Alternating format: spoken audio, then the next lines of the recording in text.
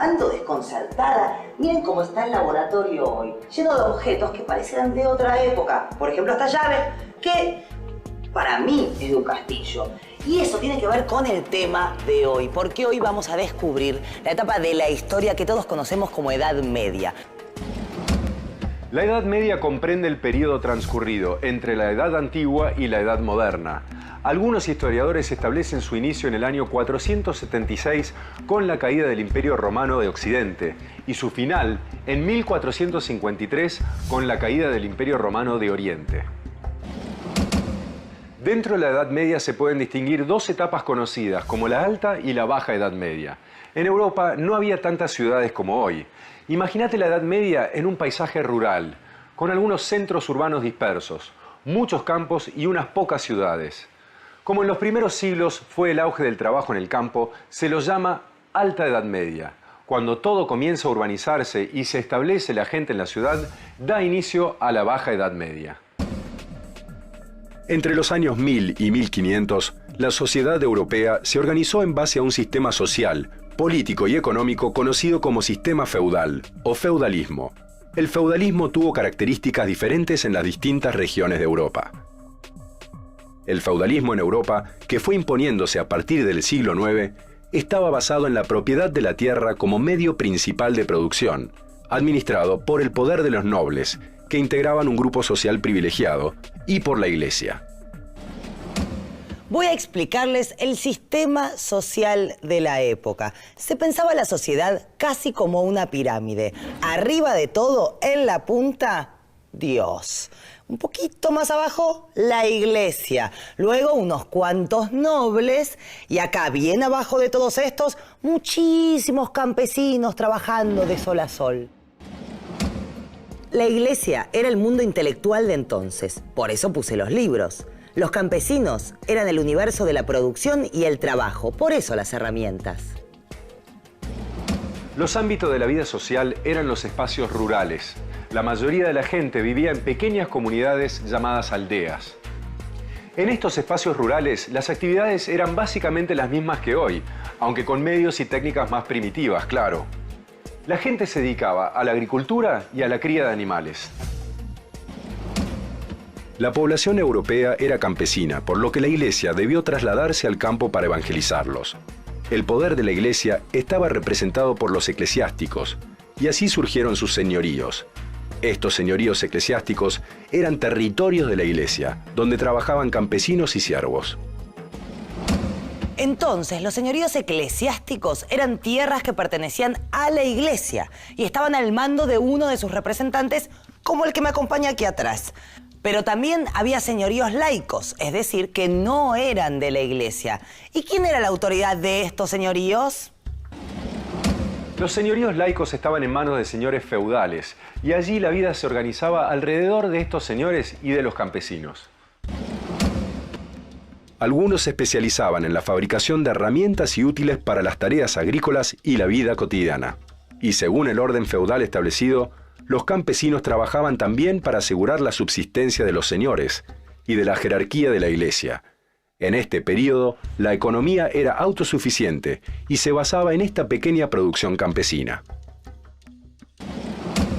Los artistas retrataron estos siglos con paisajes bucólicos, de vida campestre. Siempre predomina la figura del campesino o la aldeana llevando a sus animales. ¿Cómo era la vida cotidiana de estas aldeas de la Alta Edad Media? Las aldeas en este periodo eran poblados, extendidos en campos abiertos. En estos campos se entremezclaban las parcelas de subsistencia, en las que cada familia practicaba la agricultura y criaba animales. En estos poblados también vivían artesanos, que fabricaban herramientas y útiles con madera, metales, cuero y barro. Alejado de las tierras de cultivo estaban los bosques y baldíos. A esos lugares la comunidad podía ir libremente y aprovechar algunos recursos. Pero la mayoría de los señores feudales eran laicos, cristianos que no formaban parte de la jerarquía de la Iglesia, y se dedicaban a la guerra para conseguir más tierras y así obtener más tributos. Vivían en un castillo, y cuando no estaban luchando, se dedicaban a cazar o a participar en torneos de combates entre caballeros. Además, el señor feudal tenía el poder de la justicia en el señorío. de alguna forma la Edad Media se caracteriza por la ausencia de un poder centralizado, ¿no? Si definimos a la monarquía como un poder centralizado, un poder estatal o al menos protoestatal, digamos así, lo que caracteriza el sistema feudal es la fragmentación política, es decir, que cada señor feudal en su propio feudo constituye una suerte de microestado. ¿Y el comercio? ¿Cómo compraban y vendían estos señores? Los intercambios comerciales eran poco comunes y había un motivo para eso: la inseguridad en los caminos y en las rutas marítimas.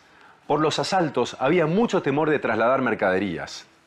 Por eso el comercio de larga distancia estaba interrumpido y solo se mantenían los intercambios entre aldeas cercanas. Y la escasez de la moneda por esos tiempos hizo que volviera esa costumbre del trueque. En cada feudo o señorío, los campesinos producían lo necesario para su subsistencia y también para pagar los tributos que les exigían sus señores. La reserva señorial era la tierra cercana al castillo o monasterio donde trabajaban los siervos. La producción de estas tierras pertenecía a los señores. También estaban los mansos. ¿Qué eran los mansos? Parcelas que el señor daba a los campesinos para que estos produjeran lo que necesitaban para subsistir, ellos y sus familias. Los campesinos, a cambio, debían entregar una parte de la producción. Y finalmente, las tierras comunales, que integraban el señorío pero no eran utilizados para la producción agrícola. Claro, esas tierras comunales eran bosques y pastos que podían ser utilizados por toda la comunidad. En ellas se alimentaba el ganado y los animales de tiro, como los bueyes. En el sistema feudal, los habitantes libres del feudo tenían sus tierras arrendadas, es decir, cedidas a cambio del pago de una renta. Esta renta debían pagarla al señor, con dinero o con trabajo, según el contrato de arrendamiento que tuvieran con él. Los siervos o esclavos también trabajaban para el señor, sin recibir nada a cambio. En realidad, en la organización feudal, todos los habitantes tenían que trabajar en algún momento en las tierras del señor, y los dueños de la tierra y quienes la arrendaban estaban ligados mutuamente por una serie de obligaciones personales y feudales.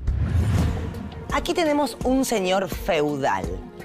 Y yo lo miro así vestido y pienso, este señor estaba en un castillo y afuera tenía un montón de gente trabajando para él. Si era así, con tanta gente trabajando para él, ¿qué obligaciones tenía un señor feudal? Cada señor feudal vivía en una casa señorial y gobernaba sus tierras, por la que a su vez pagaba un arriendo con dinero a un rey o a la iglesia. El deber principal del señor feudal consistía en mantener la ley y el orden en su territorio. Además, se encargaba de que su finca marche bien y de que los habitantes de su aldea trabajen y paguen sus tributos. No todos los señores feudales sabían leer y escribir, y aunque supieran, para los asuntos más complicados tenían la ayuda de un secretario y del sacerdote. También tenían que trabajar para la corona, prestando testimonio exacto sobre impuestos, recaudando para el rey y actuando como jurado en el tribunal del condado.